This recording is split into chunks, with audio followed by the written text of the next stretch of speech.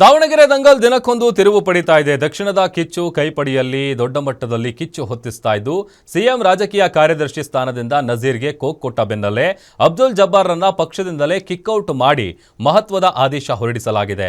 ಪಕ್ಷದ ಶಿಸ್ತು ಉಲ್ಲಂಘನೆ ಆರೋಪದಡಿ ಒಬ್ಬರ ನಂತರ ಮತ್ತೊಬ್ಬರಿಗೆ ಶಿಕ್ಷೆಯಾಗ್ತಿದ್ದಂತೆ ಸಚಿವ ಜಮೀರ್ ಹೈಕಮಾಂಡ್ ವಿರುದ್ಧವೇ ಕೆಂಡಾಮಂಡಲರಾಗಿದ್ದಾರೆ.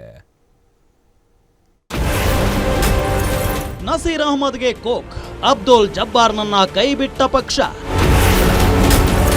ಕಾಂಗ್ರೆಸ್ ಹೈಕಮಾಂಡ್ ನಡೆಗೆ ಜಮೀರ್ ಕೆಂಡಾಮಂಡಲ. ದಾವಣಗೆರೆ ಕಿಚ್ಚು ಆರಿಸಲು ಸಿಎಂ ಸಿದ್ದರಾಮಯ್ಯರಿಂದ ಸರಣಿ ಸಭೆ.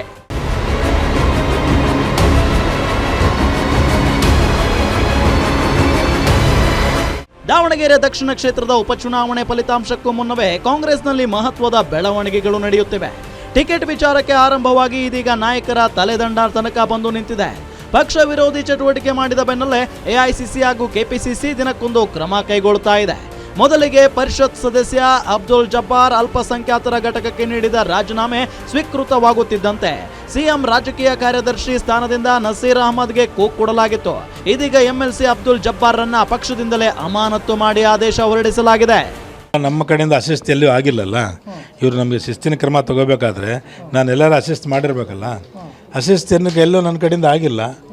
ಹಾಗಾದರೆ ನನ್ನ ಕಡೆಯಿಂದ ಅಸಿಸ್ಟ್ ಆಗಿಲ್ಲದ್ದೇ ನನಗೆ ಮೇಲೆ ಶಿಸ್ತಿನ ಕ್ರಮ ಅಂತ ಹೇಳಿದ್ರೆ ಅದು ನಮ್ಮ ಮೇಲೆ ಮಾಡಿದಂಥ ಅನ್ಯಾಯ ಆಗ್ತದೆ. ಇಲ್ಲ, ಸ್ವಲ್ಪ ಜನ ಅರ್ಜೆಂಟಾಗಿ ಮಂತ್ರಿಗಳಾಗಬೇಕು, ರೀಶಫಲಿಂದ ನಡೀತಾ ಇದೆ, ಅದಕ್ಕೆ ಏನಾರ ಒಂದು ತಲೆಗಿಟ್ಕೊಂಡು ಮಾಡ್ತಾ ಇರ್ಬೋದು. ಅದು ಏನು ಉಪಯೋಗ ಆಗಲ್ಲ ಕೆಲಸ. ಅದಕ್ಕೆಲ್ಲ ನಾನಾಗಲಿ ನಸೀರ್ ಅಹಮದ್ ಆಗಲಿ ಜಮೀರ್ ಅಹಮದ್ ಆಗಲಿ ನಾವು ಕೆಲಸ ಮಾಡಿ ಎಲ್ಲ ಪಕ್ಷ ಇಲ್ಲಿ ತನಕ ತಂದಿದ್ದೀವಿ. ದಾವಣಗೆರೆ ದಕ್ಷಿಣ ಕ್ಷೇತ್ರದ ಚುನಾವಣೆಯಲ್ಲಿ ಮುಸ್ಲಿಂ ಸಮುದಾಯದ 3 ನಾಯಕರು ಪಕ್ಷದ ವಿರುದ್ಧವಾಗಿ ಕೆಲಸ ಮಾಡಿದ್ದಾರೆ ಅಂತ ಸ್ವತಃ ಪಕ್ಷದ ಶಾಸಕರೇ ಬಹಿರಂಗವಾಗಿ ದೂರಿದ್ದಾರೆ.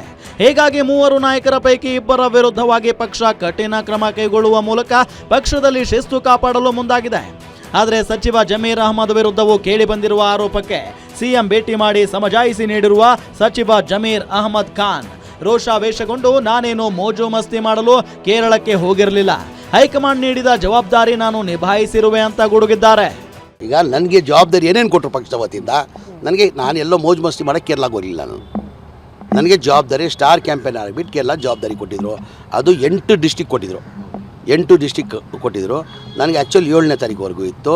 ನನ್ನ ಮನೆ ಮುಖ್ಯಮಂತ್ರಿ ಘೋಷಣೆ ಮಾಡಿಬಿಟ್ಟಿದ್ದಾರೆ ಅಂತ ಹೇಳ್ಬಿಟ್ಟು ನಾನು ಏನು ಮಾಡಿದೆ, 5ನೇ ತಾರೀಕು ವೇಣುಗೋಪಾಲ್ ಅವರು ಕೇಳ್ಕೊಂಡು ಬಂದೆ. ಅದಕ್ಕಿಂತ ಮುಂಚೆ ಮನೆ ಮುಖ್ಯಮಂತ್ರಿಗಳು ಫೋನ್ ಮಾಡಿದ್ರು ನನಗೆ, 30ನೇ ತಾರೀಕು 31 ಬಾಗಲಕೋಟೆ ಮಾಡಬೇಕು, 1-2 ದಾವಣಗೆರೆ ಮಾಡಬೇಕು, ನೀನು 29ನೇ ತಾರೀಕು ನೈಟೇ ಹೊಡ್ಬಾ ಅಂತ.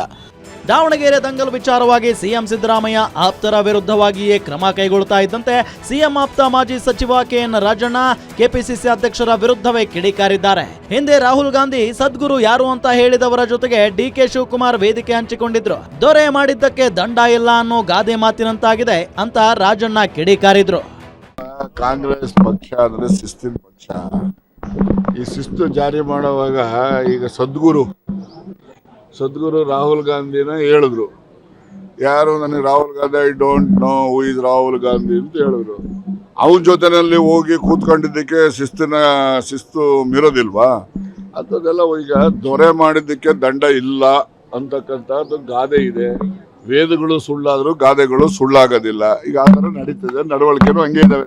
ದಾವಣಗೆರೆ ದಕ್ಷಿಣದ ಕಿಚ್ಚು ಕಾಂಗ್ರೆಸ್ನಲ್ಲಿ ದಿನಕ್ಕೊಂದು ತಿರುವು ಪಡೆಯುವ ಮೂಲಕ ಕಠಿಣ ಕ್ರಮಗಳಿಗೆ ಕಾರಣವಾಗ್ತಿದೆ. ಅಲ್ಪಸಂಖ್ಯಾತ ಸಮುದಾಯದ ನಾಯಕತ್ವವೂ ಕೂಡ ಬೇರೆ ನಾಯಕರ ಹೆಗಲಿಗೆ ಬೀಳುವ ಅವಕಾಶ ಇದೀಗ ಸೃಷ್ಟಿಯಾಗಿದ್ದು, ನಾಯಕತ್ವ ಬದಲಾವಣೆಯ ವಿಚಾರದಲ್ಲಿ ಒಂದು ಕಡೆ ಸಿದ್ದರಾಮಯ್ಯ ತಕ್ಕಡಿ, ಮತ್ತೊಂದು ಕಡೆ ಡಿಕೆ ಶಿವಕುಮಾರ್ ಅವರ ತಕ್ಕಡಿ ಮೇಲಾಟಗಳು ಜೋರಾಗಿರುವ ಈ ಸಂದರ್ಭದಲ್ಲಿ ಮುಸ್ಲಿಂ ನಾಯಕರ ವಿರುದ್ಧದ ಈ ಕ್ರಮಗಳು ಯಾರಿಗೆ ದುಬಾರಿ ಆಗಬಹುದು ಅನ್ನೋದನ್ನ ಕಾಲವೇ ನಿರ್ಧರಿಸಬೇಕು.